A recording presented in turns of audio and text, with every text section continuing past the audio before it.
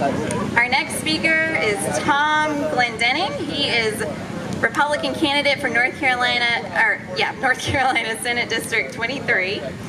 Tom was raised in Cleveland, Ohio, and served in the United States Marine Corps and spent most of his life in business, including as president of 3 corporations. He's a graduate of UNC Chapel Hill and has done so much on local government advisory boards and nonprofit boards. And his passion is making sure that people are being treated fairly by government. So a good mission to have. Thank you, Tom.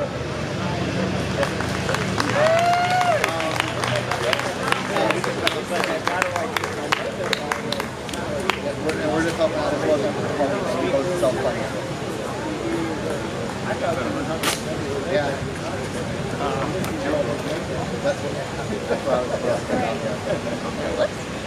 Well, thank you. I have to explain, I had to come through a hostile Chapel Hill and Carborough on the way up here. I barely made it.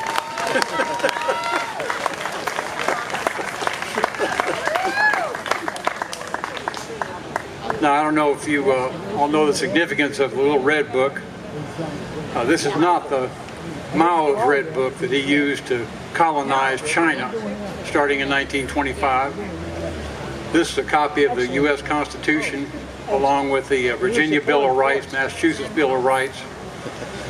And I live with it on my desk every day.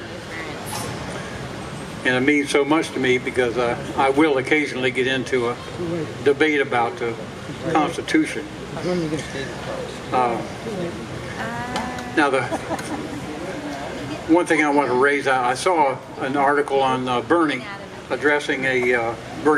Sanders addressing an anti-gun rally. Oh, I know. I invited. And his guards were armed to the teeth, you know, with those little automatic weapons in the holsters. No hypocrisy there. He's a democratic socialist, but he's got 3 large houses that would be proud to own in the governor's club. And he has 5 luxury cars. I'm glad that I am in a party with people who express their values and live their values. All of you, thank you. Now, I'm a bit boring in my stuff because I want to go right to the facts. So I'm going to quote some things from the LA Times and from Gun Facts. In 2012, there were 259 justifiable homicides. Now, that's from the LA Times, so they're going to be a little low on the numbers. They said 300 million people own firearms in this country as of 2015. A third of the Americans own guns. And I think that's about right. I think they're a little low on the number that most of us have.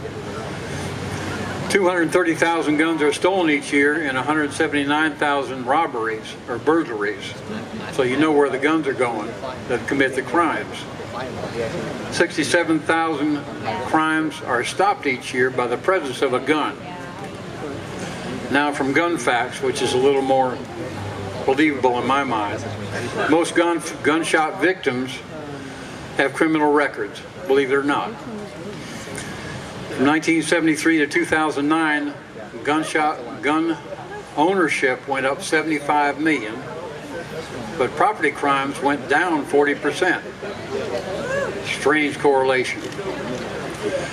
60% of convicted felons admit that they do not commit crimes where they know the victim is armed. In Washington, D.C., the crime rate, the murder rate, is 56.9 per 100,000. That's almost 60 per 100,000.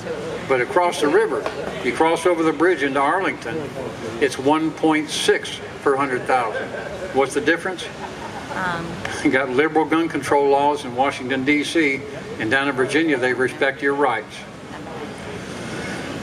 90% of the violent crimes do not involve guns. 1% of the firearms are used in crimes. So you wonder why all this furor or this lack of logic, what's behind this thing to control guns? And I think it's just purely control, and that's all it is. Gangs are responsible for 50 to 90% of all violent crimes, depending on where you're from. And armed citizens and guards have prevented mass shootings, and I don't want to bore you with the statistics on that.